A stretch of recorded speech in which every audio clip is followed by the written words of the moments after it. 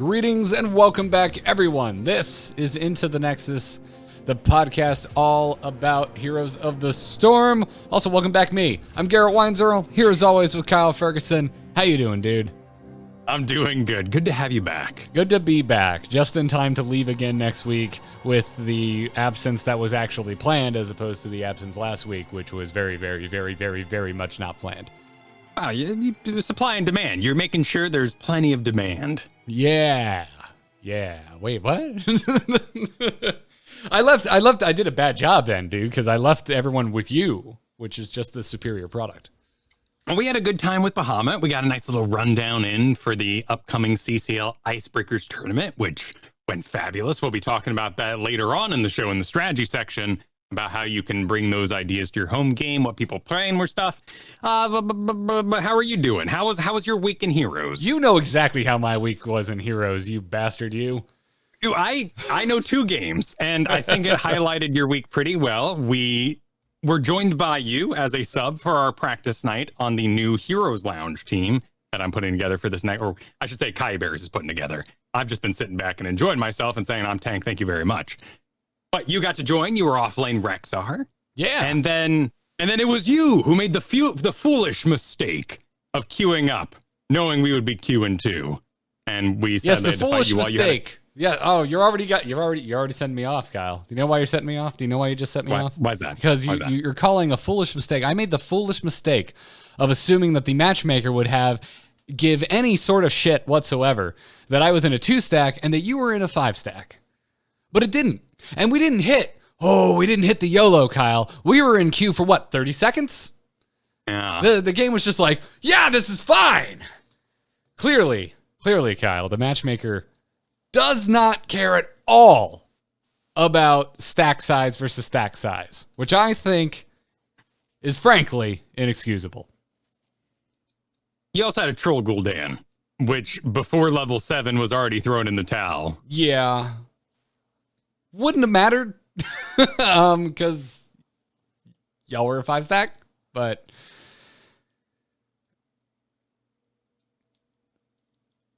also like half of our team refused to freaking communicate during the drafting process, and then complained about Doribo and my picks, even though they forced us to like pick first and gave us nothing to work with.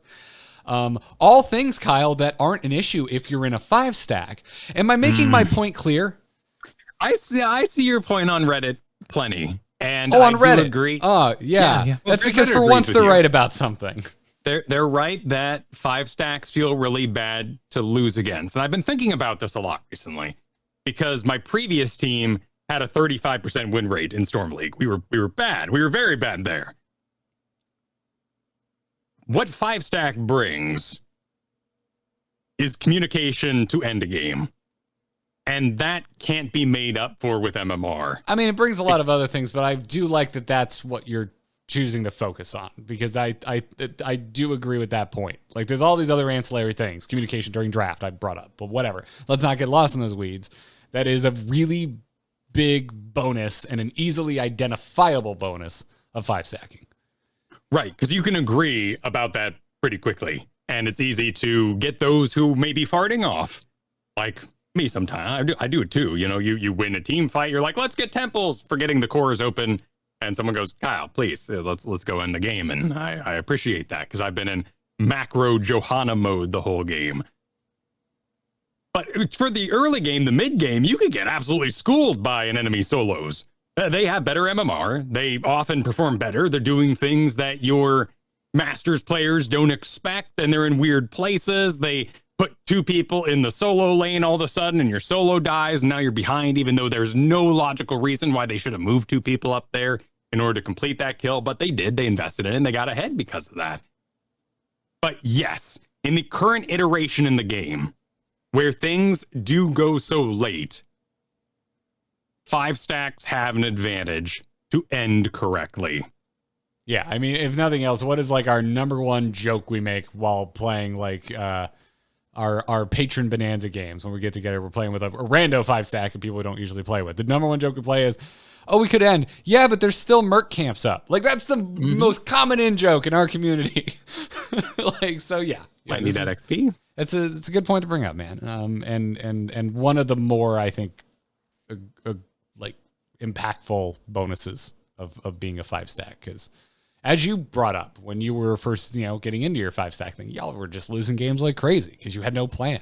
And then I experienced the same thing when I actually got 5 people together for a night for a change, and then realized very quickly it was like, oh, if we don't strategize and we don't know what people are picking and we don't actually kind of like know how to shore up each other's weaknesses, we're kind of at a deficit, and would be better off. I don't know.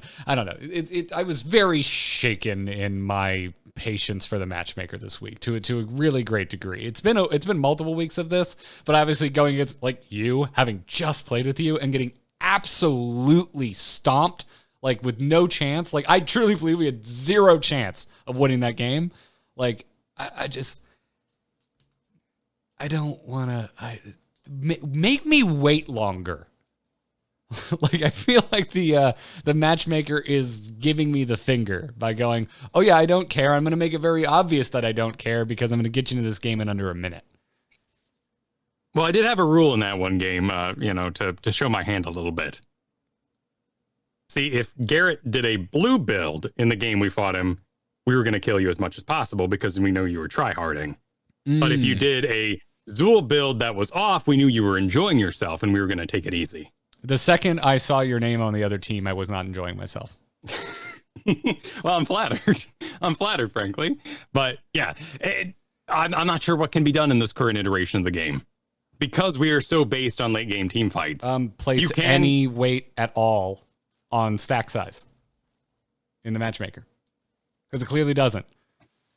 Like, this has happened consistently to me 3 weeks, just seeing a lot of 5-stacks in a 2-stack for the last 3 weeks. And it's annoying. And then I just can't help but look at things like now over a year ago, them removing the icons that even inform us that we're going against the 5-stack as anything other than them just trying to cover up a shitty matchmaker. Well, that was more of a morale move, which I still agree with. There were people who were throwing on that load screen because they saw a 5-stack on the enemy side. Yeah, it's just that we kind of gotten to the point now where it's kind of a tight-knit community, and now we kind of all know each other. Like, yeah, we saw so-and-so, or that's also the problem with Smurfs, is we often know exactly who the Smurfs are when you get higher up. Yeah. But then again, the higher you get, the less Smurfs matter. So it's clearly a complicated issue, but I absolutely agree with you that this current iteration of the game is snowballing this issue. And you say you'd be willing to wait longer. Well, perhaps. Yes, considering, again, it was sub 1 minute. We have room to spare, Kyle. We also have a 2-stack, so the game is probably saying, oh, stacks versus stacks. So have you tried out solo recently? I find that those are often all solo for the most part. No, I haven't. Okay. This, personal anecdote, but as you are aware, got to play with you a couple times and then wanted to engage in a little more, coordinated play, but I've been extremely casual about it. I think this is it's sadly a topic we do not have an answer for because we're not in control. But I think it's a very important topic that will sadly have to end in sort of I don't know what they can do. Oh, no, not at all. It's just so we went and you just happened to stop me after we got to play a game together, and it was just like, you know how it went. You know what my answer's gonna be. I think it's a rough gaming atmosphere too. I think there's a lot of people who might want to be playing other games for perfectly healthy reasons. A competitive game is stressful, and people want to de-stress right now. And things like 100%, Shadowlands have been delayed, Cyberpunk got delayed. It's just kind of the year we're in. All of my relaxing single-player games I was looking forward to, well, not that World of Warcraft is a quote-unquote single-player game, but it's very much a single-player experience for me. Or if nothing else, a group experience against the environment and not against other players, because I don't PvP in World of Warcraft, or Heroes of the Storm ruined that for me, because it's, in my opinion, such a better experience. Yeah, like, you're absolutely right. I mean, for if you're in the States, you're probably losing your mind about the election. If you're me, you also had family emergencies last week, so I absolutely want to relax this week. And so when I, did my normal session with Doribo on Monday night, it was just like, I know I can lose, but it was like the game went further than I was capable of dealing with emotionally. That's fair. And I do this even before the good things come out. I've got games I'm excited about on the horizon, and everything I do that's single player just kind of turns to mush. And I'm like, I could start a new Factorio. I could finish the Crimson Court. But I could just do nothing with my night, sit here and stare at the wall and wait for Cyberpunk to arrive. It's a good time to start reading. Have a recommended books, Kyle. Oh. There's these things they make out of trees, and there's amazing adventures in them. It's great. The books I read, I want people for. Sadly, I really, really want to run Curse of Strahd in D&D 5th edition, and it ain't the same online. You know, I'm still holding out. Dude, get yourself some Space Necromancers. Pick up Gideon the Ninth. I'm telling you. I think I'd enjoy it. There is some fuel for your D&D dungeon and trap fire in that book. I've also been watching, you know, I got Hulu, so I'm going through a bunch of like random animes and man. Oh yeah, I'm getting old. Gundam Wing with subtitles because that's all that's available on Crunchyroll. I think that's been what I've been falling asleep to. Yeah, I had to leave Hulu to find I think it's called Fire Force on Crunchyroll because that had the subtitles I desired. See, I'm a dub man, as you know. I don't like to read when I'm watching something pretty. But sure, no, rather look at the art, but whatever the case. If it's great, I'll watch it again as my excuse. Yeah. Well, anyway. Yeah, it's an interesting week in Heroes of the Storm because we got a few blue posts and the Heroes devs have been pretty quiet recently. So we're going to talk about that. Before we do that, we want to thank those of you supporting us over at patreon.com/ITN. Because we really appreciate the support. If you like what Kyle and I are doing here and you want to support both of us as well as help us pay our guests when they come on, because we do, in fact, do that, the Patreon is how that all happens and how we're able to put as much time into the show as we do. So thank you very much for the support, everybody. And thank you to our newest patrons, D-Mix and Tom Coleman. Thank you very much for the support, you two. And now, with all of that in mind, let's talk some Heroes news. Boys! Ha-ha! Let's liven up this place! Point me to the stage. Stay a while and listen. So, as mentioned, we got some actual blue replies this week, and we're going to kick things off by talking about May, Kyle, with a conversation that happened on Reddit that I am frankly surprised by, because it boils down to this. Should May be buffed?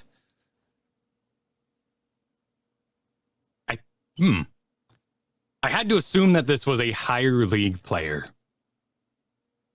Which is kind of funny, because that's the opposite of what we normally would assume when someone complains about a hero. Yeah. I don't know about that, because I can kind of understand thinking May is underpowered if you don't look at statistics. I can kind of understand that, because the assembly of her kit is so reminiscent of other tanks that can just eat damage. Just eat it. You play May, you think of ETC. You think of ETC, you think, I'm just going to eat damage. And I even have this, freeze myself, heal up bit. So I can even mitigate that damage, get it back kind of like guitar solo on ETC. But it's not. It doesn't work like that. May doesn't work like that. May can, in fact, die. And also May just runs out of things to do to protect the team. That's definitely where I find her the hardest, is she is hard ETC. ETC has very, very small windows where he's amazing and regenerating. He's got that 20 armor, he's got that guitar solo, and the snappiness, the power slide into the mosh, and all that sort of thing that we've come to love about him. That allows him to be very picky and survive for those quick picks. Otherwise, he's dead on the other side, which is the hardest part of learning ETC.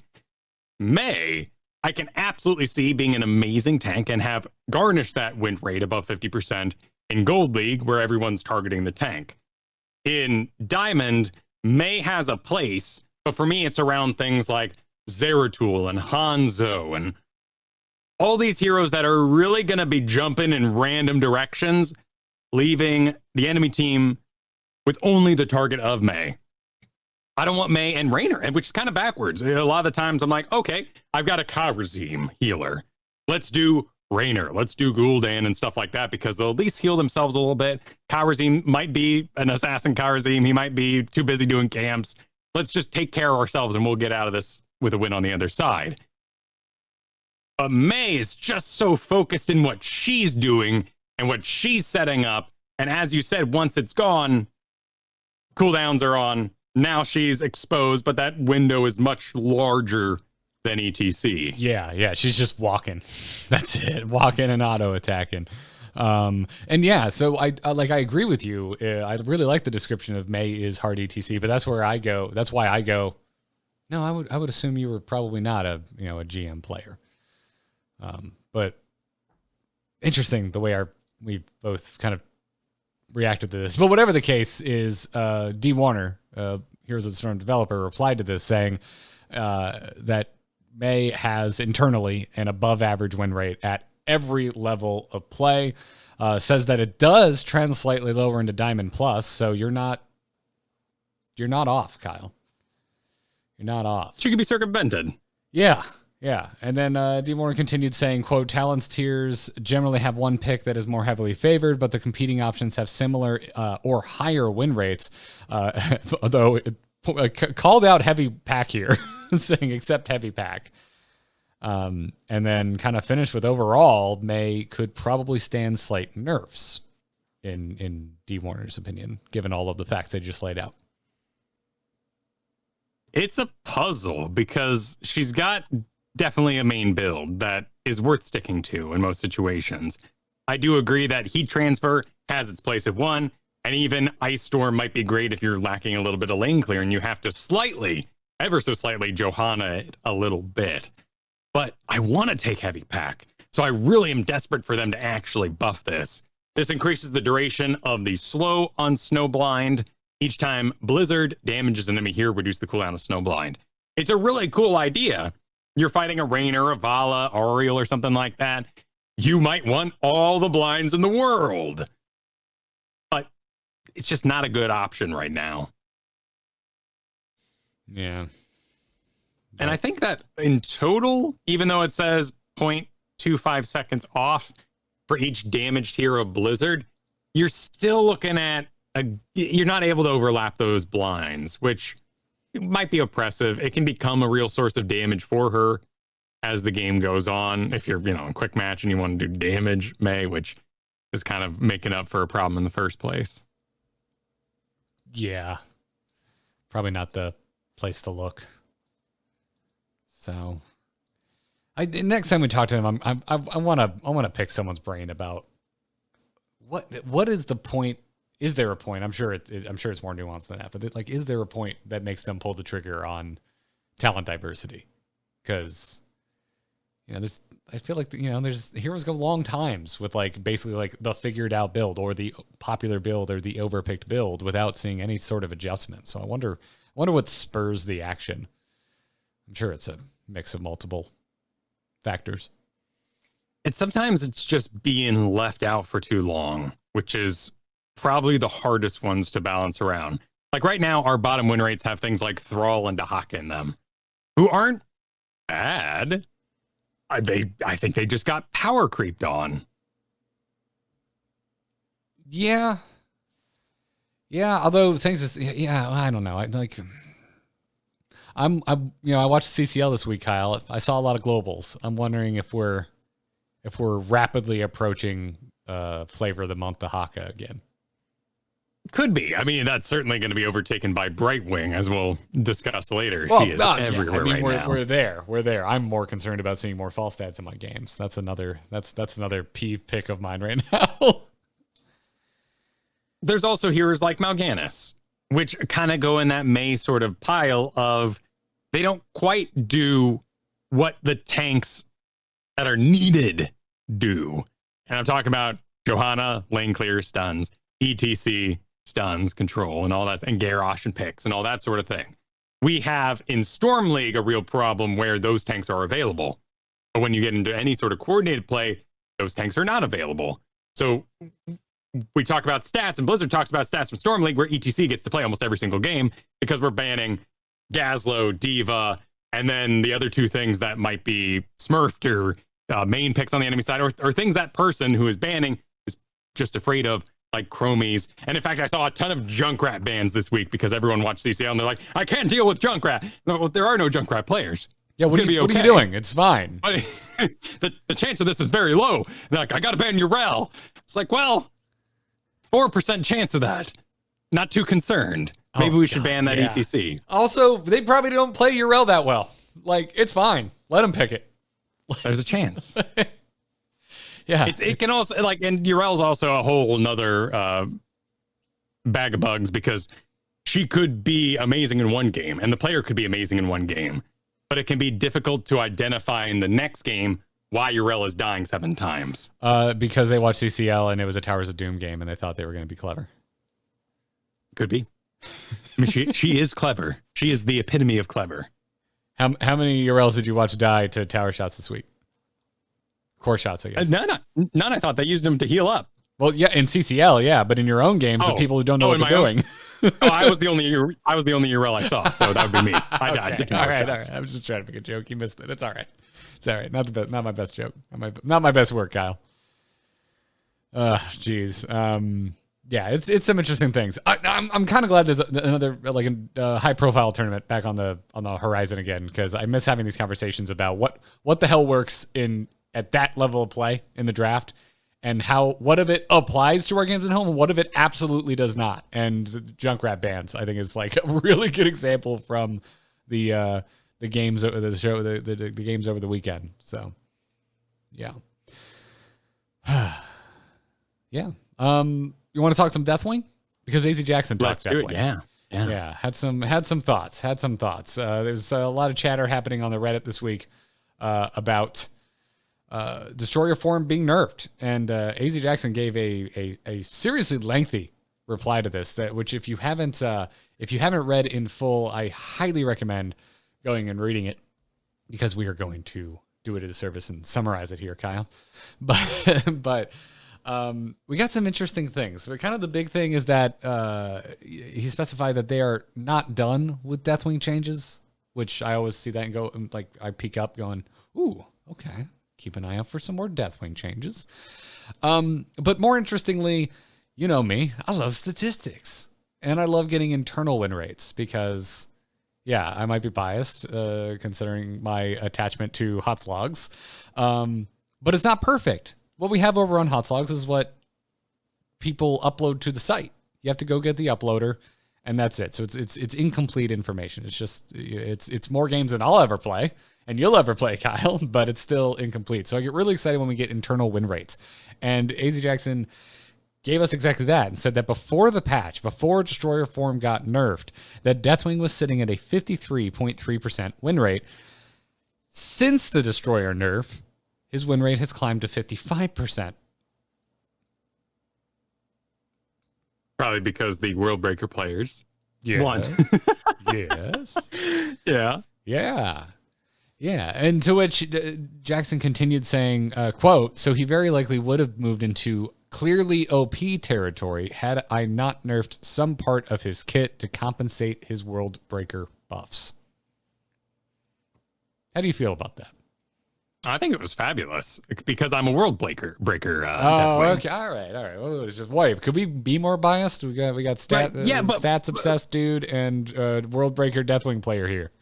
Or I'm just trying to be friends with AZ Jackson. Either way, I like the buff. But to me, that's why I would take Deathwing, because I'm interested in the drafted Deathwing that says, "Ooh, enemy side is all CC. Oh my goodness, what could I possibly put here?" Like, so many bruisers are going to have a horrible time into that much CC. Think of what's a bruiser who doesn't care about CC or isn't interrupted by it? It's Deathwing. Yeah. And maybe like a diva who can get her bomb off in that moment she has, but she's usually dead because the Malfurion root is still alive underneath her. Mm-hmm. They hold on to stuns and stuff. So to me, World Breaker Deathwing is what I want to be doing in the first place. I like the laning of it. I like the siege of it. I like interrupting things like mosh pits that my team is, I'm a team player. And that colors my opinion of Destroyer form. So the conversation we had a couple of weeks ago, we touched on Deathwing and we're getting into, I believe it's because of an email, the whole kind of, we were really focusing on that. It seems weird that you're not particularly incentivized to switch forms. Yeah. Like you like World Breaker, how much do you switch to Destroyer?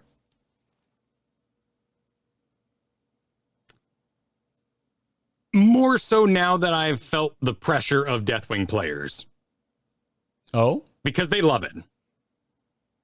They want to be in there killing things, body blocking, dealing that AoE damage, being a nuisance, not a chance for your bruiser to off tank and help your team recover. That's, I mean, yeah, like that's kind of the, to me, that's where I start to come over as well. Like that to me, it should be the fantasy of Deathwing, I think. Like I think of Deathwing, I don't think of a giant thing dancing around the back line trying to land ranged abilities. So you like the Destroyer form more? Well, they're both part of his kit. Yeah. So you should be switching between them, and you don't feel incentivized to. Right. I think the Deathwing mains out there that have suggested there needs to be a way to go from World Breaker to Destroyer faster is a really cool idea. And graphically, he's done. But it would be pretty sweet to add a whole business where he breaks off his armor, maybe. I mean, we got cute ideas. Everyone's got cute ideas, but you're in World Breaker, and if you use this turbo switch in Destroyer form, maybe all your armor flies off and you get all, corrupt and tentacly business. That'd just be neat. Well, AZ did mention that Deathwing's animation and FX work also is a bit of a limiting factor in what they can accomplish with the hero. Exactly. And if we wanted to do something like, Deathwing could be improved, so nerf him a little bit, but speed up his breath animation. That could look really bad. Yes, it could. So yeah, it's interesting. I mean, and this reply from AZ Jackson was broken up into two replies, and the first one was kind of just a big explainer and in a way a defense. And AZ Jackson seemed to notice that because followed it up with a follow-up reply saying, hey, this maybe came off slightly more defensive than I meant it to, and kind of explained that that AZ doesn't really consider the changes a success because they didn't live up to one of his design philosophies, which he explains is that with the balance patches, he wants any of the changes that he makes to always have a net positive effect on the total amount of fun that is added / removed from the game. And also continued to say that community sentiment matters just as much as statistics, which we talk about how developers over the history of every Blizzard game you and I have talked about mention feel is an important factor, not just hard statistics. And this is just another way of saying that is the way I read it. So I find that interesting, but he didn't, I was surprised he didn't really touch on like kind of the incentivizing the duality of the two forms, because that really didn't get mentioned here. He talks about the two forms, but I don't know. I was expecting the conversation to kind of head that direction. Well, and Chad makes a really good point here that much like Rexar, his win rate should be inflated by the gotcha moment when he's picked up. And I absolutely agree with that. Much like Butcher should have a higher win rate because he's late picked because you saw an opportunity for a Butcher, not because you're slamming him early and just hoping the win rate holds out. Yeah, look at games played. Look at popularity. How many Butchers are actually in games of Heroes of the Storm? But Deathwing... Are you saying that Deathwing is basic? Basic as in... Well, like, because I think of like a Rexar as like, it's also kind of a weird hero to play because you're controlling two units, right? Whereas Deathwing is a little more straightforward. Or you're just talking about late pick? Nothing I'm else. just talking about picking him late in the draft and stuff like that. I do think he has his nuances. I think the load up time to fly and your requirements of not attacking for a certain amount of time and then having to be in the air in a certain amount of time, it is way more pre-practice than something even like Dahaka or Brightwing, though those also are unique in their own ways. Yeah. Interesting stuff. But I also thought, like, again, I really like this kind of communication where like it's quite candid, right? Like AZ Jackson saying like that he wouldn't consider this success is fascinating to me. That I love that the Heroes team kind of just seems like they feel like they can be this open. I would never expect to hear this from the Hearthstone team. I think Hearthstone is also a more binary game in the fact that it is turn-based and there's a lot of RNG too. So balancing not only that it's slower in time to think about it, but also the RNG of that whole game. Well, yeah, and like what we talk about knob tuning as in Heroes of the Storm, they can do it in point decimal factors. Like you can't do that to a attack or health value in Hearthstone. No, right. And if you lower a card's health value by 1, it doesn't matter if Ariel's the healer and how that's going to change their interaction with the poison they just received, or like that. That's why Heroes of the Storm and MOBAs in general are so spammable, playable for so long, because there's so many moving pieces at the same time. I would love to see a Deathwing that can take advantage of these forms, though. Mm-hmm. To be critical, it was weird that the hero came out in a way that has such a large kit, but it's so restricted. I mean, that's kind of what we're talking about, right? Again, because what the hang up for a lot of players seems to be the transformation time between the two forms, right? And that in its own way is a restriction. Yeah, there's so many opportunities. They have to pick one. And it very much went into my 6.5 review of the whole patch, as it were, which I received plenty of feedback that is bad. Video games either receive 8, 9s, or 10s. This is a modern era, and I'm sorry about that.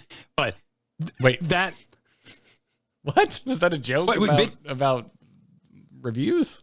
Yeah. Giving anything below 8 means it's a broken game and didn't work at all. Oh, apparently. Cool. Yeah. Nuance is dead, Kyle. Continue. Yeah. So anyway, they could do things like if you stunned X number of people, the button is flashing and you can transform faster. Like you could break the armor. There are so many ideas as to how you could move that. What if while you're in midair in Cataclysm, you could switch forms when you land on the other side? They just have to pick one. And that's why I gave it that review, because I love where we're going with these patches. But I do feel we just got to pick a direction right now. You want a little more commitment. Yeah. Kyle wants you to put a ring on it, AZ Jackson. I'm in a time in my life where I need some commitment, damn it. No, but I mean, I'm also not the guy to ask right now, because I'm not the party who's upset. I love Worldbreaker. I want to see it be the primary go, because that's where I draft a Deathwing. Yeah, but if that's again, like I get that, but I know you, and I know that you understand that if there's like half of the kit that you are barely interfacing with, that is weird. It's not right. Yeah, it seems like a miss. So, but it's also, this kind of stuff is hard, man. Like they really threw the kitchen sink at Deathwing. Like this is such a unique hero. And let's ignore the overpoweredness of some reworks, but like Zuul, by giving a world where skeletons were spawned in team fights and not just in lane, Zuul felt good. It was actually broken and it was bugged at doing the double damage on the skeleton deaths when it first came out. Yeah, it was a bug, and even without the bug, the damage was a little overtuned. So they fixed all of that. There's also weird things that aren't the team's fault, or are compounding issues that they didn't expect or understand. Because like Kerrigan right now, Kerrigan was already, with organized play picking up, with a need for more CC and melee losing Gazlo, and the melee pool is just getting smaller and smaller, but there's still dedicated melee players. Kerrigan was getting quite the comeback. People were really enjoying her again.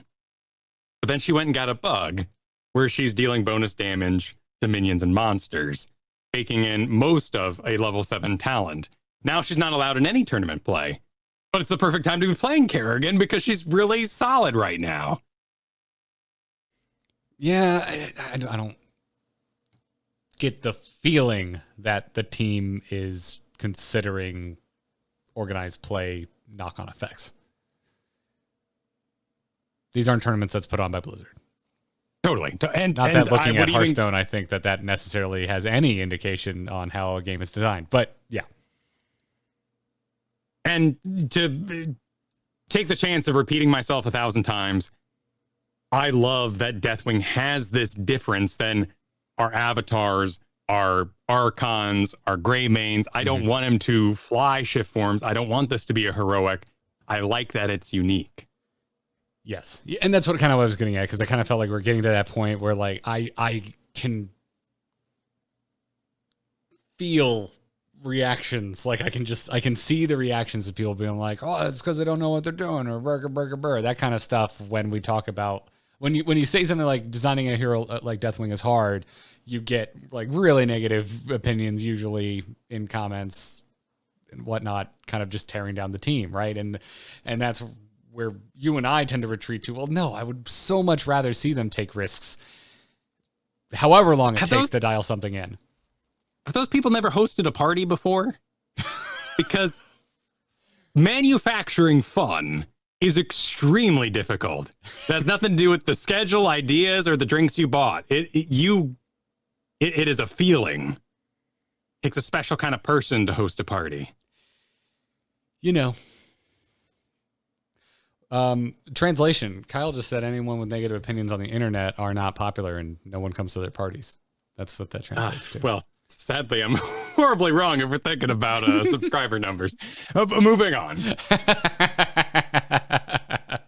Yeah, nonetheless. Interesting. Keep your eyes open for some future Deathwing changes. Put a ring on it, I guess. Now I want to see an animation of Deathwing doing the single lady stance. Yeah. I want to see where they go. All right, so moving away from Deathwing, another conversation that was spurred on the the forums this week was that basically putting forward, should percent-based damage and armor interact? And the conversation went all over the place. Actually, almost sounded like an Into the Nexus conversation at times, because it was like there was some comments that were like, "Well, maybe it's a coding limitation," which we kind of knock that around sometimes when we talk about things we would like to see changed, but aren't sure if it's actually possible or not. And AZ Jackson once again got in and replied and said, quote, "I just want to pop in here and say there isn't a coding limitation, and that yes, we could make percent-based damage mitigated by armor, but we don't want to." Which I like that. That is really to the point. I like it as well. The only time I'm ever confused about this is shields.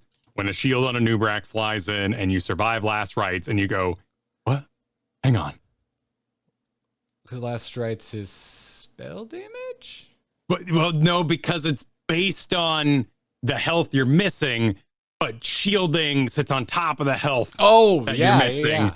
So therefore, you lose all the health you would have, but you have this fake health on top of it, and that's why you didn't die. Interesting. I hadn't really thought about it. Happened to me last night as well with the Gazlo level 4 shield turret talent. Oh, dude, I love that talent. Oh, it's great. It's great for dueling. It's great for getting up to kinds of mischief as you run around and poop out little turrets as you run away. Especially if you go like the speaking of commitment, what I've been calling like the commitment Gazlo build, where you take Big Game Hunter at 1, so you're getting more scrap damage or more scrap added to the pool as you're beating on an enemy hero. Because if you're doing that, you're getting scrap back, so you can drop more turrets. You've also, if you're doing that, have really committed to the fight if you're in the face of the person that you're dueling. So, oh god, yeah, the shield turret. It's just really good level 1, level 4 synergy there with those two talents. I agree. Sorry, in fact, get me excited. I'm loving Gazlo. Dude, I haven't loved a hero like this since I figured out Rexar. I picked up Gazlo in a scrim last night without having played him, because I've been playing alongside your Gazlo so much. What? You taught me Gazlo. What? You should have led with that. I wouldn't have started the show bitch about matchmaking. I'm sorry. Oh my god, no, that's it, dude. Oh my god, dude. Kyle and I have talked like 2 hours already today before the show, and like Kyle just like made me feel so good because he hasn't told me this. I didn't know this. You should. It was all you, Garrett. Dude, that's really flattering. I feel like I have never influenced you in Heroes of the Storm. He's fun, man, right? Like it's just a good time. Yeah. He's great. He's banned out most of the time. Don't be too invested. You could miss 90% of your grabo bombs. You get that one at the post level 20 fight. Cool. You just helped win the game. Oh, we were fighting a Kel'Thuzad, so I did the Robo Goblin. So I had double unstoppables. It was very helpful. I never get to go Robo Goblin. I love it though. It's so good. Yeah. It's so freaking good. It was Infernal Shrine, so I was doing the multi-shot turrets, all that sort of that thing. also means you were poisoning the skeletons in the pit because you went Robo Goblin. Oh, yeah, dude, like that's just like that is like kind of over. That's a little win more for the objective, but it made sense because of the Kel'Thuzad. Well, it was coordinated. You know, I got to tell everybody, leave, please leave, and they're like, "Well, we want to help Clay." I'm like, "No, I got this. Go, I got this. Please go." By the way, I haven't announced that yet. That team I was scrimming with, I joined an NGS team to help out the end of their season. So it was capable. It was not quite the cutoff date for subs to be signed up for the rest of the NGS season. So I joined Gilly Shark, which is a long running team, and I'm getting to learn a lot over there with Stark and everybody. It's awesome. Chess Looter. They are crazy nice. It is such a cool atmosphere. I like. I look forward to learning through that experience that you're having through osmosis. Well, one of my favorite things they do is the second the game goes up, they have this like checklist they go through where they're like, do we win objective? And then they go, yes, across the group. Do we win first team fights? No. Okay. Do we win at 10? No. And they set up this whole like blueprint of what their draft did and how they're going to win it. And if I'm giving away like trade secrets, they invited me on. They know what was going to happen. I'm going to do a show about it. So they know who you are, what you do. Yeah, right. Like that's like dating a comedian and being surprised that they're making jokes about your relationship. What are you going to do? It is just expected. It's what happens. Yeah.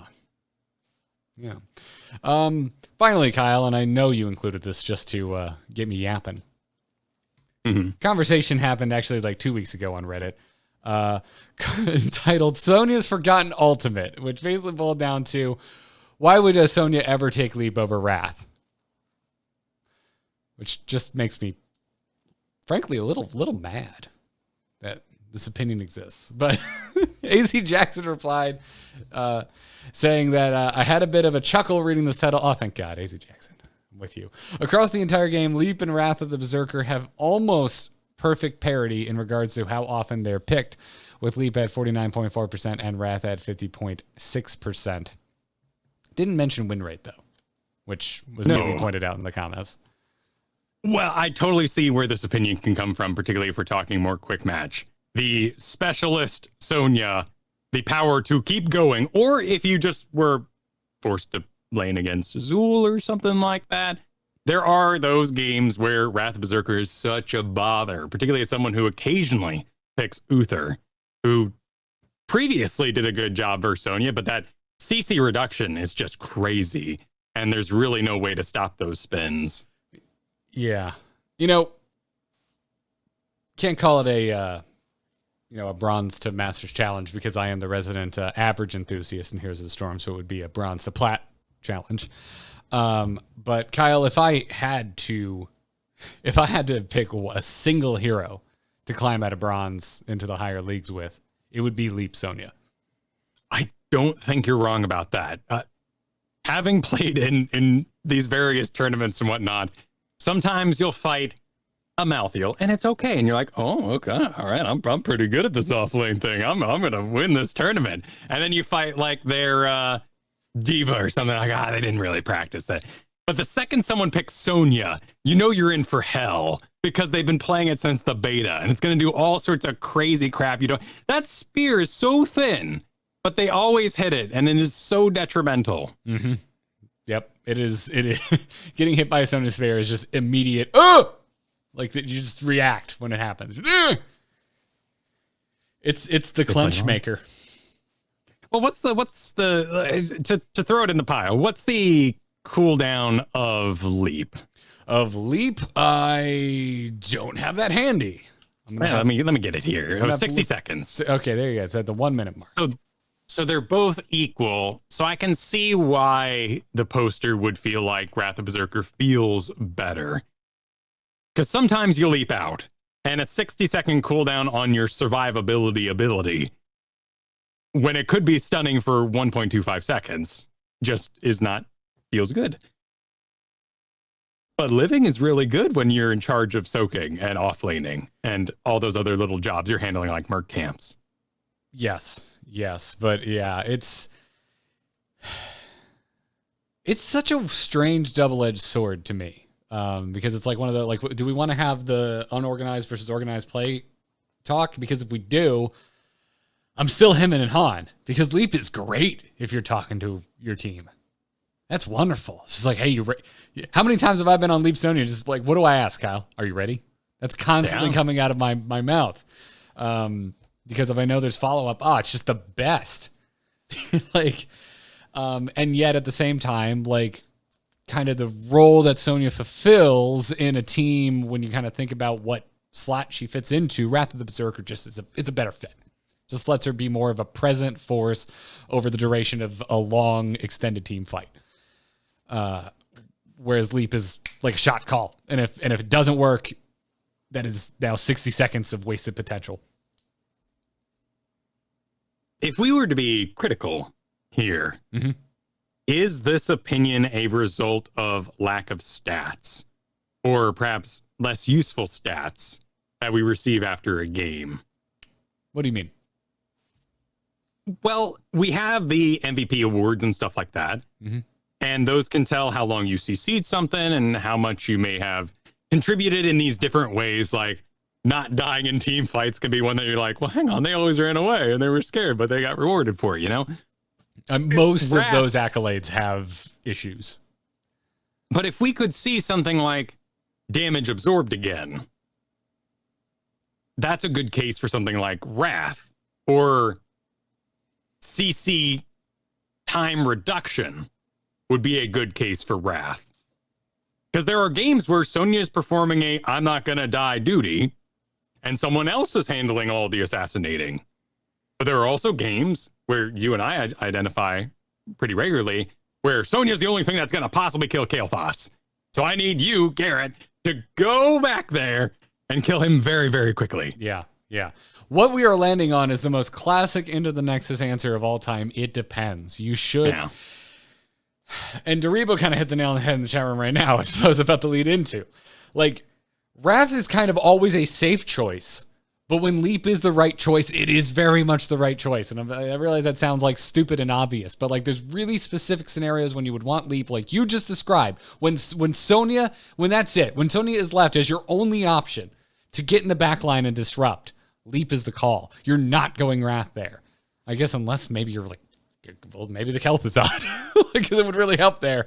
But at the same time, you could also just leave on top of the damn Kel'Thuzad and you're standing in front of his face, and now you've just left. So you're, well, I guess you could do the whole ice spike thing, but whatever. But it's not quite like your rel. There's no load up time. Yeah. This is very snappy. You're likely to get that kill. Yes. Yeah, exactly. So it's, you kind of set it up. It's like, do you need a backline Sonya or do you need a never die Sonya? That should inform that's a really simple way to put when you would pick one over the other. There are also different types of learners in the world. There are people who would rather have their personal message on a load screen.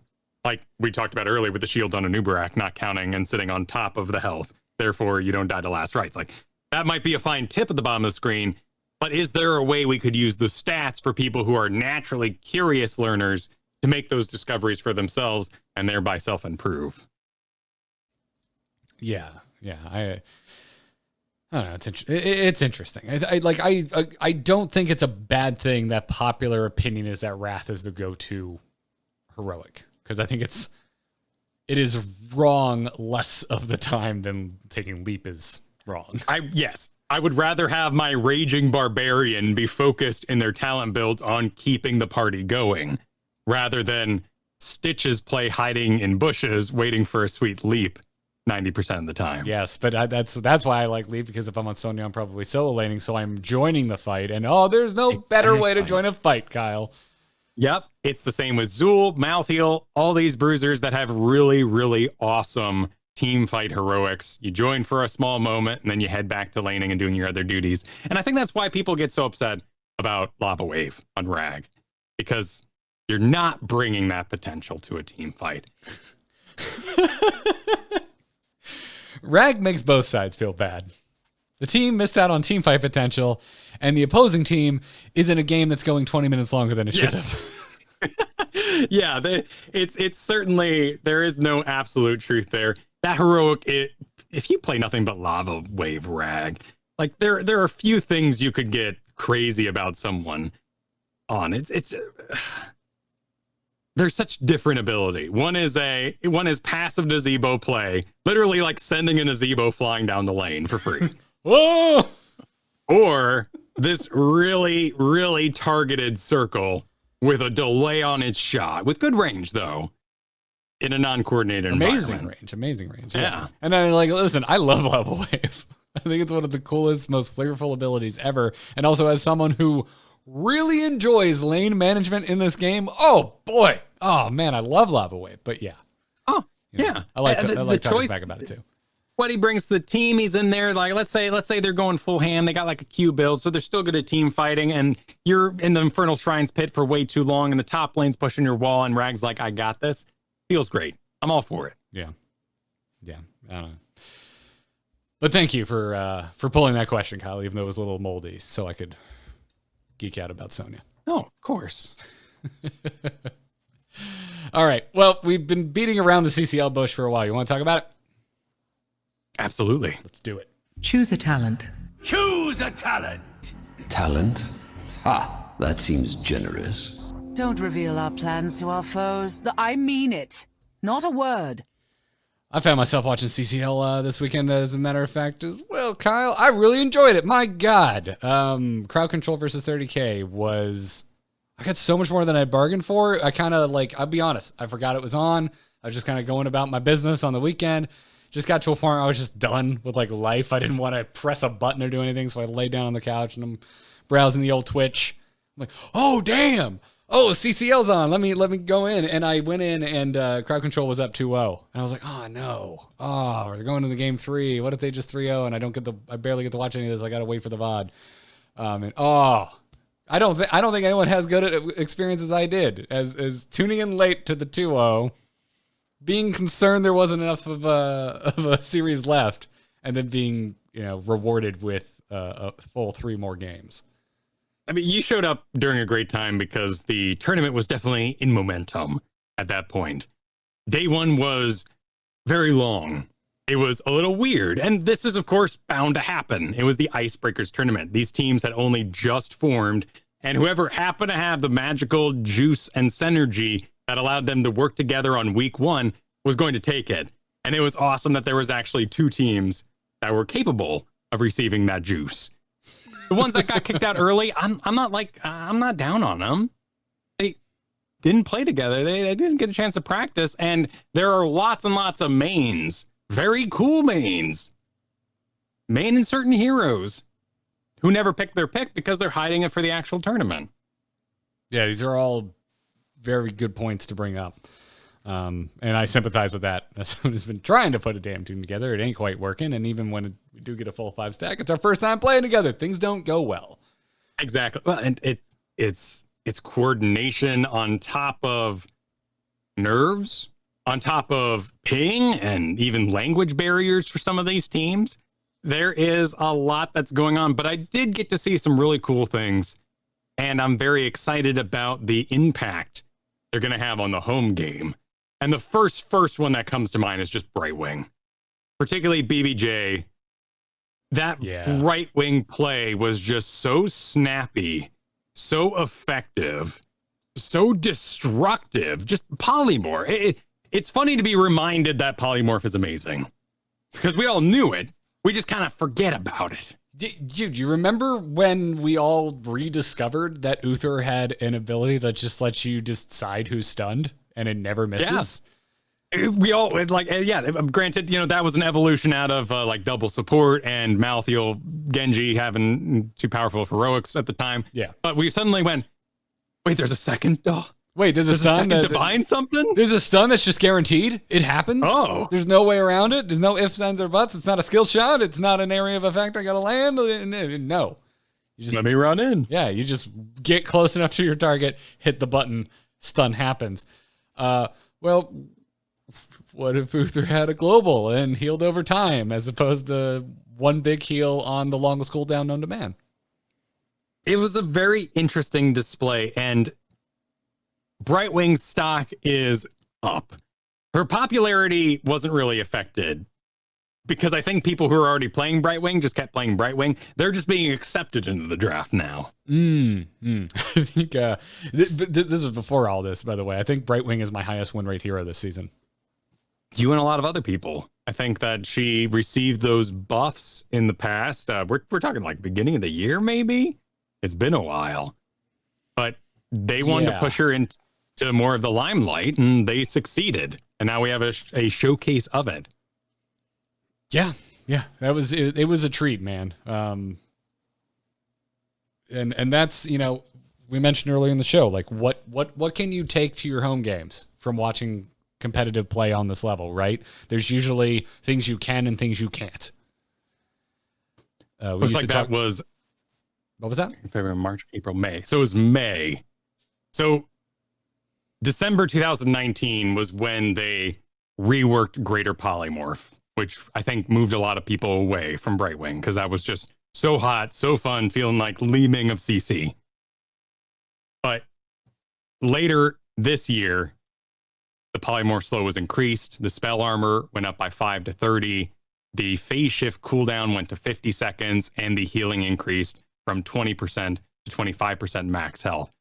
And Hypershift was 100% the pick to do throughout this entire tournament. Yeah, that phase shift change I think is huge because that is such a manageable cooldown. It's 25% of your target's health every 50 seconds. Let's trade off. I've got other discoveries I made, but what was your discovery from the CCL? Really, Det, I need to stop sucking on Sylvanas. The Sylvanas play was so hyper aggressive, and I'm not that good. I considered myself a good Sylvanas until I watched the final games.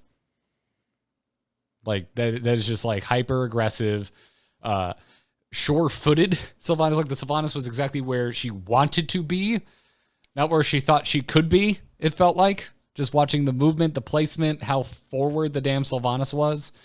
And I think it is something that is worthy of the effort it's going to take me and the time it's going to take me to put into this to up my Sylvanas level. But yeah, I don't know. Because the whole time I'm thinking, what can I bring into uncoordinated games? Because I don't play on a team like you. So when I see things like Urel, I'm just like, this is irrelevant information for me. Like, no one's going to play Urel. It's not going to happen. And if they do, it's a mistake, and they probably don't know what they're doing. So that's the kind of stuff I look at. And then I also look at things I might need to be concerned about, like a Hanzo pick, because I've never really considered Hanzo to be a particularly effective pick in a pickup draft. It's the kind of thing I look at and I just go, I hope you're a one trick, because I don't know how you fit into the equation. And there was a lot of hype around Hanzo stuns from those final games. And I say, sure, but I've never seen stuns happen that frequently when the Hanzos are on my team. Right, and the tank has to be ready to engage based on this arrow that's being fired across the map, or just simply the geometry needs to be functional and hitting people. Yeah, which isn't to say we can't get there, right? Like, how many years on this show were we talking about the wasted mosh pits, right? We got there eventually. ETCs figured it out, and we as a team figured out when ETCs were going to go in, even in pickup games, and we could actually get value out of a freaking mosh pit. But I think in a lot of pickup games, especially in the lower leagues, that a Hanzo stun is kind of the new wasted mosh pit in pickup games. What's interesting to me about the Sylvanas picks is that we did see a win out of something we would expect with that playstyle, like Festering Wounds and Windrunner. So you get that 3 stacks, you teleport, you get another Haunting Wave. That makes sense for that aggressive playstyle, but it was only picked in one game. In the majority of games, they were actually going things like Remorseless, which is that ranged auto attack talent. and they were skipping something like your level 7 Festering Wounds and going with Lost Soul.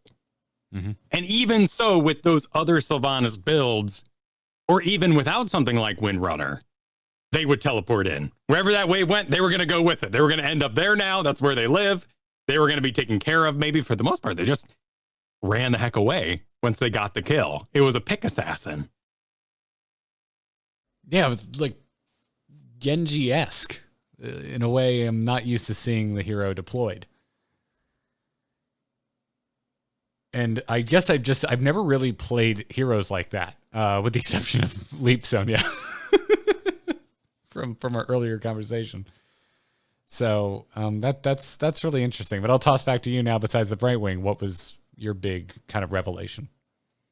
I was surprised at how much Cassia there was, particularly because she's just out of style since she lost her OP status. With things like Tassadar still around and Chromie that are perfectly well balanced, I feel. Cassia was just a lot of work, and people didn't feel like maintaining that when there were new exciting things like Diva. But these were often Valkyrie Cassias, which makes perfect sense in coordinated play because you're just going to get a pick. That pick's going to turn into a building, and that's how you end up winning these games. I'm kind of curious about this one. I want to get your thought on bringing it to your home games. I think Valkyrie could work. It's not crazy range, right? Like if you're using it, you're probably with your team, and I think it's a noticeable enough shot call. I think the Valkyrie happens. I think there's a good chance your team is there, and they're going to be able to make something happen with it, as opposed to the potentially endless distance of a Hanzo stun that could be wasted because it was fired off from too far away, and your team is nowhere near to make anything happen with it. That's fair. I mean, the majority of these were still Lightning Ball Cassias, which feel superior. There's always that chance. There's an Ana. There's a Kael'thas who likes to stand by themselves. I take Valkyrie from time to time when I'm enjoying her in Quick Match at the moment, since I'm tank main. And I expect that, to me, the Valkyrie, while it did have its big 100% win rate for this particular build, I think we'll go into the rest of the tournament seeing more Lightning Ball. Or Ball Lightning. Really? There's no oven there? All right. Just Ball probably Lightning. Probably a Diablo thing. Think of it like anime. If you were to shout this ability, it would sound weird if you put of in there. That's true. The delay would ruin the anime-ness. But that kind of leads into my other point about any CC being enough CC in a tournament like this. Like Yrel stun. Yrel stuns for 0.75 seconds. But we don't think about that because you're in transit, you're being relocated, and it's hard to know where that curve is going to take you. It's like people who can frame up their magic missiles on the target that they just wave a forced. They're few and far between who have that amount of skill. But then add another person on top of that. It's even more impressive. And I saw things like Yrel Righteous Hammers with that little bit of stun on the enemy side, followed up by an Imperius who was ready for something like that. And I've just never dreamed of a Yrel stun being long enough to do anything but just be annoying. That is the kind of thing that what you're talking about there, like the Yrel stun and the travel and the difficult to decipher direction of that travel based on the way that the ability works. And then the perfect execution on just like murdering that target, right? Like that's the kind of thing that gets me excited about professional level play. Because that's the kind of thing I look at, and I don't know if this is accurate or not, but it sure as hell seems like this is the case. It strikes me as muscle memory. Like you watch any sort of like traditional sport, I like racing, Kyle. Like you do the same track over and over and over again. By the way, and not NASCAR. I'm talking about something that actually has more than one turn. And so you just burn it into your memory, and you get this muscle memory so you can push the car faster through corners, right? And the same thing, whatever. Friggin' my team just lost the World Series, circuit. So I don't feel like going with a baseball analogy, but that freaking muscle memory with these things that happen so fast that if you didn't have that, you would not be able to capitalize on top of it. Yeah. And that's the sort of thing you come to these sort of tournaments for. The best of the best. Battling it out. Yeah. Yeah. And that's where I'm happy to sit back and enjoy the beautiful URL play, even though I don't personally think it is going to have a major effect on my at-home game.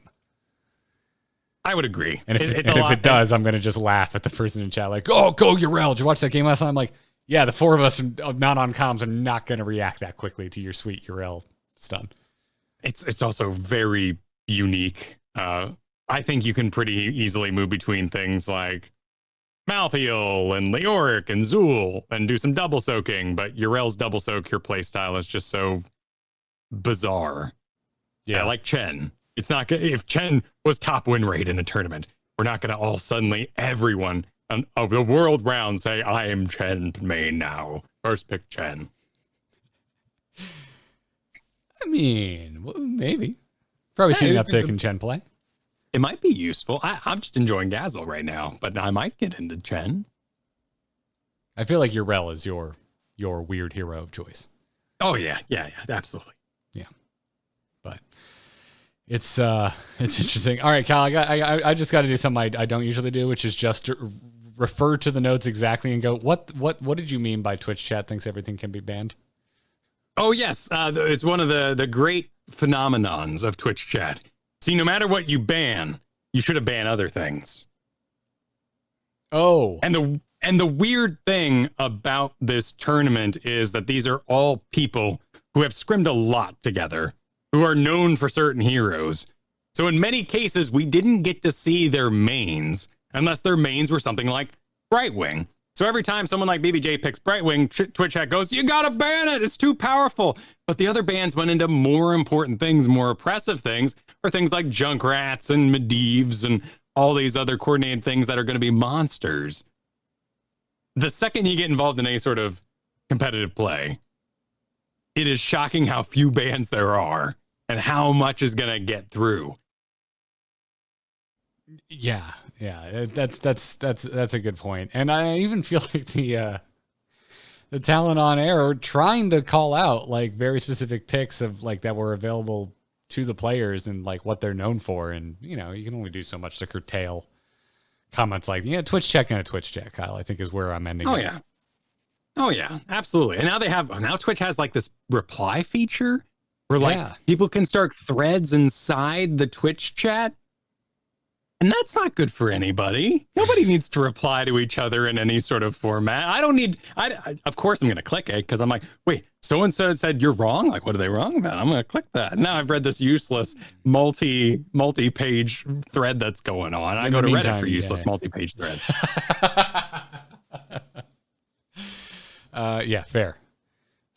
But yeah, overall I had a good time. And it was cool kind of knowing that a certain subsection of the Heroes of the Storm community were kind of all watching the same thing again. Yeah, it was cool to see all the names bounce around in chat, all the streamers checking it out, many co-streaming or doing their own casts of it. I've got one more nugget that was interesting me from the CCL. They used a Triglav at one point to tank a keep. As in they solo with no gunner drove it into keep range, got the aggro, and then everybody jumped out because it was more effective to have ETC not in the Triglav. And none of the damage dealers wanted to be the gunner because they had so much damage in their damage dealers, nobody even bothered with it. So it was literally a tank. It was a vehicle that they used to tank a keep while they took it down. I think that's awesome and definitely missed that. It's a very cool strategy. That is very cool. I mean, are you teeing it up because you want to know if I think that's like an issue in game design or not? If we, like a Garden of Terror situation, the old version, if we all chose that was the better way to go about this, then the Triglav would need some sort of buff. Yes, maybe okay, cool. You figured out where I was going with this, which is like, I don't think that is necessarily an issue. If that becomes a way everyone plays this map from here on out, yeah, I think they should probably look at making an adjustment to the Triglav, and I would bet they would, Kyle, because it's not the first time we've seen adjustments to the Triglav. You remember how bad that thing was? When Volskaya first hit the scene, we just ignored it. We just played a game.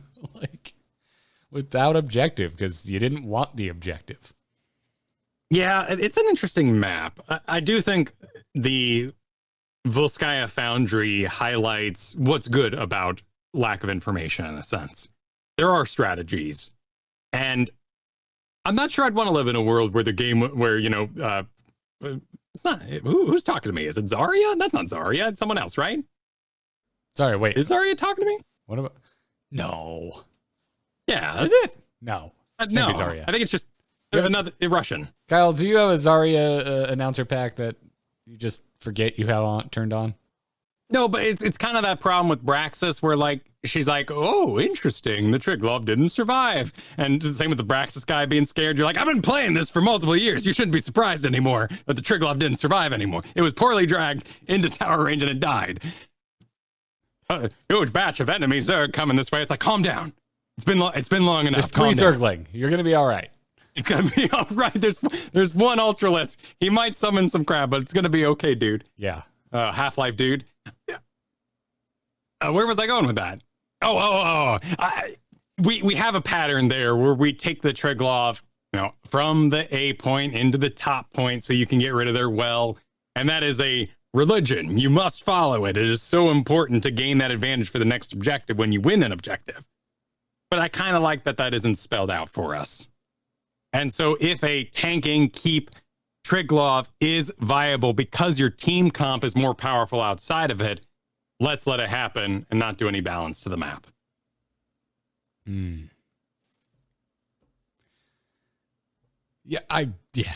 me, this is just like, let it play out. It's kind of where let's see where it goes. I wouldn't jump to any conclusions or desires for changes based on that one game. But very cool. Yeah. I might do it sometime. Yeah. We might try it tonight. We're doing patron games tonight, so that's true. We give it a shot. And I know our patrons are down. We might be juice pirating while we do it, but our patrons are down. Hey, it's unranked, and we can do whatever. Dude, we got like 100% win rate with juice pirates. It's fine. Like that's our pocket strat. I'll just go. Everyone trying to bring in their stitches to show you that you're wrong, and that their stitches is good. And yeah, that didn't quite work out. Oh wait, you did I look forward to. We did win that one, didn't we? We did win a stitches. We did win that one. I'm sorry, I'm getting confused with something else, but yeah, I've been proven wrong a lot because there was also that Cho'Gall game the last time, or I think it was 2 bonanzas ago, where I was like, oh, I'm just gonna say it. I think this comp is bad, and we destroyed. Yeah, Cho'Gall could be okay sometimes. Yeah. Getting back to the CCL, a lot of the picks are what you would expect going forward. There was a lot of Diva. There was a lot of bans in the form of Chromie. Well, Diva was the most popular hero overall, with like just the most bans and picks of any hero. Chromie coming in second place. The things you're probably not surprised to see, but were very effective, were things like Junkrat and Medivh. And outside of that, I think top assassin in terms of participation, who wasn't constantly banned, was Sylvanas, though she only had that 40% win rate. Yeah, but oh man, when she was working, boy was it working. Oh yeah, when she's busy out there, she gets going. She can get some stuff done. The Medivh was fun because it's like, if for no other reason than I hear from like our friends of ours in the community and from like their NGS teams and whatnot, that Medivh just kind of works. Yeah, well, I've got a new Heroes Lounge team too. I haven't talked about. That's right. There's potential of me joining it, and then I just couldn't commit the time. You're a busy man. That was a hard call, man. I want to. I really do. I respect you sticking in school. PSA and like some sort of mascot bear telling you stay in school. Nice job. Don't play video games all night, Garrett. You did a good thing. I mean, the bigger issue is that you told me you usually play Wednesdays, and I have a Hearthstone podcast to record Wednesday nights. That does. So stay on Hearthstone. Good job. Don't get rid of that show just because you won't play more heroes. It's all good, man.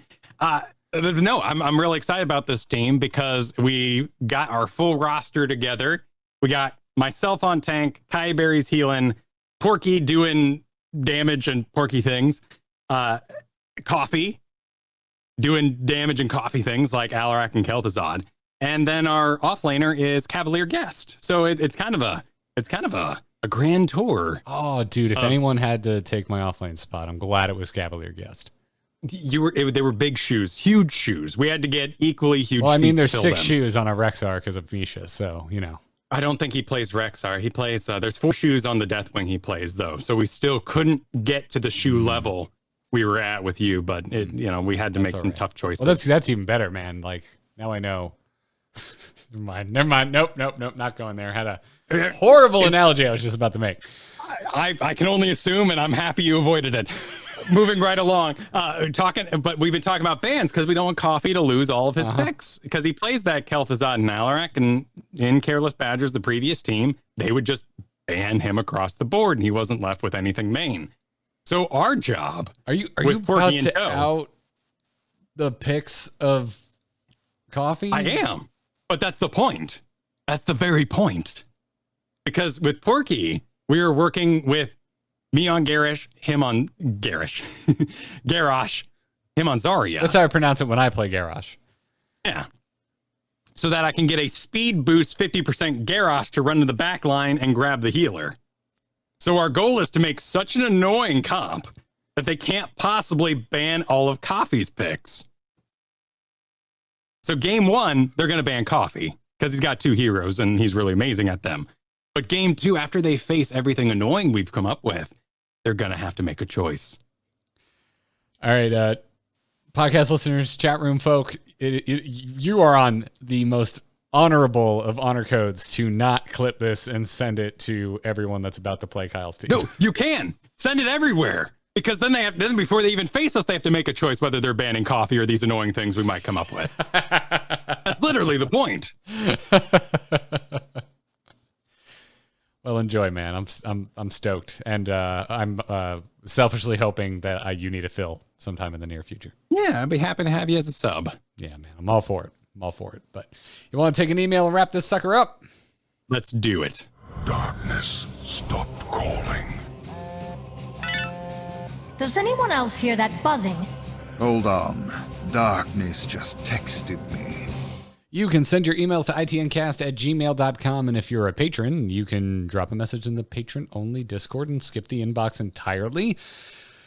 Someone who goes simply by Diva wrote in because we asked for feedback on like the cadence of the release of patches and whatnot, but also this person writes the Nerf This posts on the Heroes subreddit, if you're familiar with those, and had some feedback for the show. Kyle, we got like hardcore feedback, so we were either going to graciously agree or stubbornly defend ourselves. Are you ready? That's the goal. Let's do it. Yeah, all right. Diva wrote, Garrett mentioned that he is not happy with the update cadence as it takes, in his opinion, too long to nerf the current OP hero, whoever it is. I retort with the question, how many were truly OP and how many just didn't fit in the standard way we play the game and require us to change that way? And to that I say, spoken like someone who signs their email Diva.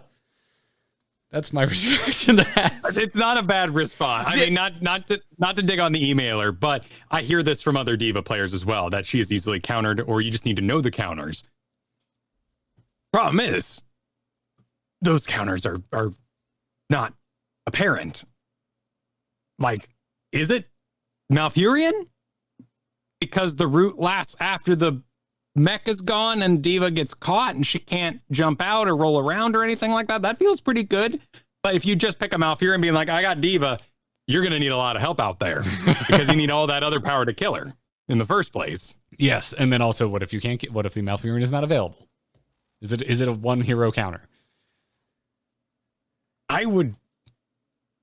I've been thinking about this a little bit with the Diva situation anyway, going off on that tangent. And actually, I think they knocked Diva down pretty quickly. They did. It was what, 3 weeks? So yeah, an extra week on the normal, or as we kind of knew it in the past Well, it used to be 2 weeks. We are strictly at the 3 to 4 week mark now. Yeah, which we can maybe expect the patch next week. I certainly would love to see that Kerrigan bug cleaned up so she can participate. Yeah. But Diva is an interesting one because I don't know if I'm supposed to damage her, because she gets bomb percentage for damaging her. Mm-hmm. So sometimes she runs in with almost a bomb, and my brain kind of treats her like Deathmatch ETC. I'm like, oh no, don't touch her. But then she starts auto attacking, she gets percent out of that. So maybe it is we're supposed to have multiple counters to her kind of situation. Yeah. I like just forcing the bomb. Like, it's going to happen eventually, and I would rather just go for it. I don't know. I would rather play as if she didn't have it, but be prepared to move at all times. I do think, though, the writer here is correct when it comes to things like Tassadar, perhaps. Because I certainly remember being Johanna, healing a team, running away in a big straight line, and then that lightning would come flying down, and it did massive damage. Now I know to not walk in a straight line backwards when I'm getting away from Tassadar. Yeah. But at the same time, I don't know, like, Tassadar eventually got tuned down. Cassia eventually got tuned down. Those are interesting too, because they didn't launch post rework strong enough, right? They had to then have a secondary patch that brought them up, overcorrected, and then eventually there was a third patch that then, tuned them down to where they are now. And I don't feel as strongly about Tassadar because, yeah, you're right. It was kind of positionally based, and you could maybe say the same for Cassia, but I do think Cassia was legitimately overpowered during the time that we considered her so. I definitely think that's the case for Tracer. Like, I'm like, how far back are we going? Because the answer is yes and no. But yeah, like, there's definitely some that 100% they were OP. Like, I don't know. I guess gut check me here, Kyle. Do you think Cassie was overtuned? Do you think Tracer was overtuned? Because I think they were like blatantly so. My mind goes to how many heroes does it take to counter them? And with Cassia, we learned to make her stand still. So ETC was enough in that case, or any sort of stun that we could use a route just to get rid of that armor so we can take her out. But Tracer and Diva strike me as things the whole team has to be prepared for. And the taunt variant taunt variant does not work anymore. If you haven't tried that out recently, don't. My opinion on variant has been pretty unchanged for like 2 years. The time it takes to connect with her during the charge is time enough for her to blink away before you can land the taunt. Nice to have which is messy. But not usually. Yeah, you don't usually want to be like just like sitting on that as the variant player. Right, and that's also like Lunara leaping in with one charge of Leaping Strike. That's like Muradin doing his jump in, or a Nubrak, or any of these heroes where it can be easier to track their various jumperinos, and we all dive them and kill them very quickly. Tracer is a lot harder with 3 charges, I believe, to keep track of. And then talents that mess with the time or lower the cooldown. Yeah. Yeah, and to that, I mean, I think it's a good question to ask. And I don't remember exactly the wording I chose when I said this, but I was probably speaking a little more generally, if I know myself. It's a good gut check to do, though. Yeah. But it is a good question to ask. Also continued saying, I'd like to take this opportunity to encourage us as a duo unit here on Into the Nexus, Kyle, to put in more effort into this aspect of your show. A lot of times when you discuss a change, you end up on tune in 2 weeks when we have HotSlogs data for you to see what the changes actually did. Instead, I would love to hear your predictions, how this will change actually impact the game, or will it do nothing? And what are your thoughts? I don't expect you to have perfect analysis ready, and certainly not to always be right, but just to be bold and put your thoughts out there. Gladly under disclaimer of these are our first impressions, so no guarantees. It's all right to be wrong. We all are sometimes, but it would give people a basis from where to go further, and I think that alone would be a big help for a lot of people, given ITN has a pretty far reach. And to this I say, I think we do this with the changes that we find interesting. Which is to say changes that aren't underpicked talent changes, because right. I find those to be the nutritionless filler of balance patches to be a little harsh, even though they need to be attempted. But in terms of being an interesting talking point, I just don't see it. Well, and also cheese. when they happen, there's so many of them that we would have an 8-hour program of random BS that may never come to pass. Yeah. But that doesn't mean we can't take a moment when we're doing our summary to think about the overall landscape, how that's going to happen. Because in the moment, you're right. We're just talking about the flavoring, and it's not an interesting dish, but we fixed broccoli by putting cheese on top. But you could have gotten out the salt and the pepper and I'm sorry, you can still use milk products. You got some butter. I think making Zuul skeletons was like attack in a team fight was fixing broccoli by putting cheese on top, and I would not call that shoring up underpicked talents. No, yeah, okay. You just made it awesome. That's what you did. Good job. Well, that's actually baking the cake. Like that's actually going far enough. That's the spices are right. The chicken is juicy. I'm getting lost in anecdotes. I'm getting lost in anecdotes here, but no, I agree. I think there is a way for us to look at the patch in more of a total, outside of who was buffed, who was nerfed, and who is now our personal winners of that. Like how those things are going to interact. Like when Tyrande is able to pierce, and her shrink ray, basically attached to her owl, is now hitting multiple targets. That does change a number of teams, particularly those that are really tightly stacked. So we could say, oh, that's a nice feature for Tyrande, but who is that bad for? That might be bad for that Jarrell Imperious front line. It's not so bad for ETC comps because it's often ETC in front and then 4 other people standing around in other areas. But when you have these 2 that are just religiously tied to each other to perform their execution, Tyrande now has an improved area in that. Yeah. I don't know. It's just like, I know we have conversations like with the Anubarak changes very recently. I know we got into the conversation of, do you think this will make him a regular pick? And that's basically this. It's making predictions. We don't always like state it as directly as that. But that's kind of where my brain is like, and sometimes, not often, but sometimes we do this with underpicked talent adjustments as well. Because the question I ask a lot with those is, will this make me consider taking this over whatever the current reigning champion talent at that tier is? And again, I think that's in a way is a bit of a prediction. It's just that a lot of times my prediction is no. I don't think we will be changing our builds with a lot of these.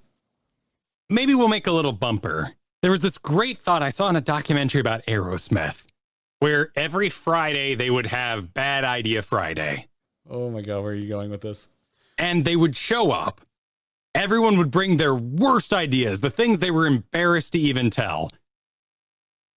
And born out of that was things like, dude looks like a lady. Because he showed up and he was like, I just have this idea for a song. He's like, yeah, dude looks like a lady. And everyone's like, you know what, that works. That's a stupid idea, but that is great. That's catchy. Let's do it. So what if at the end of our balance section, we just had freedom of ideas, bad idea time, where we think it might go, even if it's the least chance possible.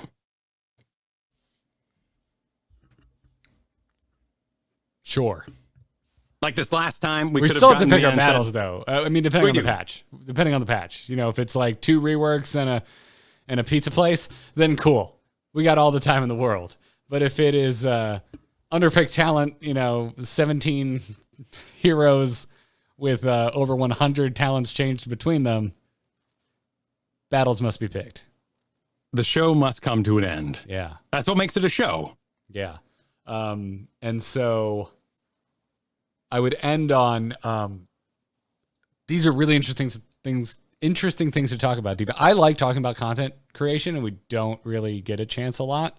And you gave us a chance here by wrapping it in a Heroes of the Storm candy shell.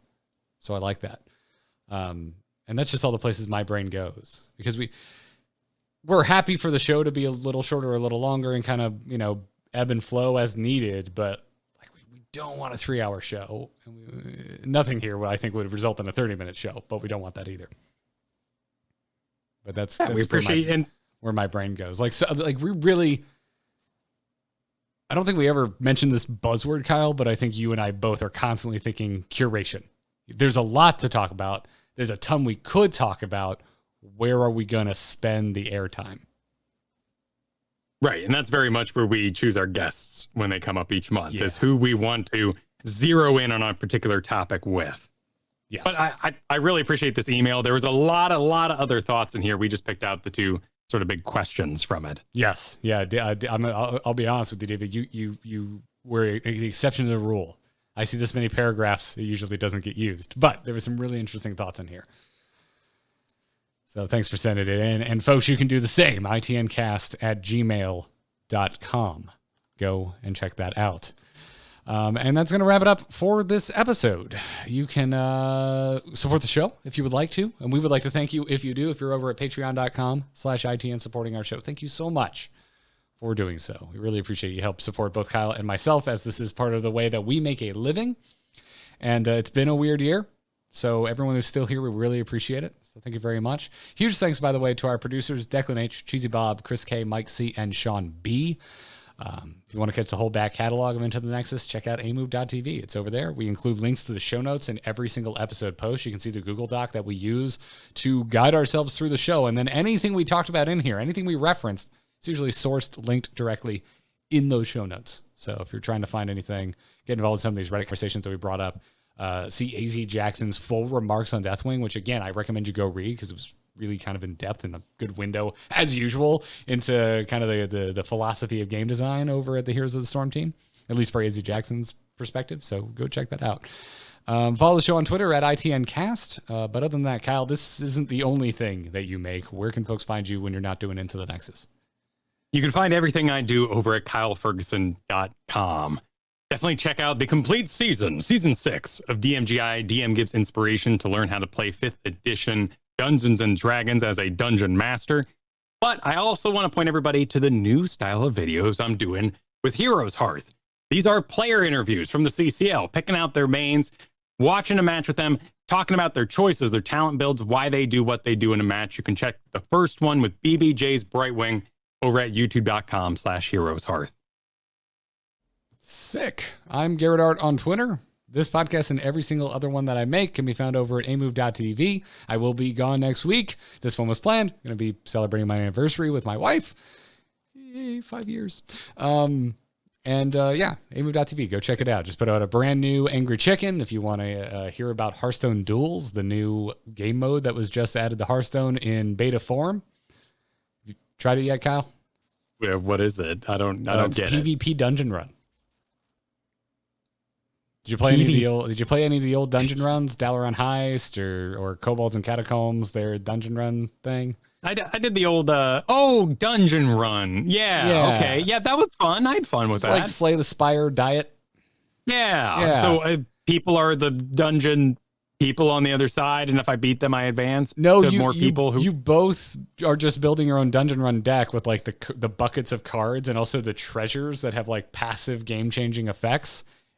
And you play against someone else who has won as many times as you have. So it kind of does arena like that. How it, if you've won 3 times, which means you've had now access to, or even like maybe not wins is a bad way to put it. However many treasures, however many cards you have, it matches you up with a player who has had the same number of options. So you both have these ridiculous dungeon run decks, and you have to fight each other with your 2 ridiculous decks that kind of break a lot of the rules of Hearthstone. Okay, that could be fun. I might enjoy that, actually. I need to get away from Battlegrounds a little bit. The power is a little too snowbally at the moment in there. I was talking to our friends over at HS Replay, which is like the hot logs for Hearthstone. Yeah. And I was like, hey, how often are elementals winning the lobby? And it was 41%. I believe it. 41% of the time. Absurd numbers. Yeah, elementals get first place, and the next closest, Kyle, is 11%. Well, and that whole like rag business, and you start just buying elementals to put them out and not actually use them. They kind of broke their own game a little bit for me. Yeah. We talked about it on Angry Chicken. It was talking about how it's like kind of, in our opinion, legitimately the worst meta Battlegrounds has ever had. Even though I'm still having a lot of fun with it and playing it quite a bit. But yeah, it's wild. Anyway, if you want to hear more about that, go check out the Angry Chicken. Yeah.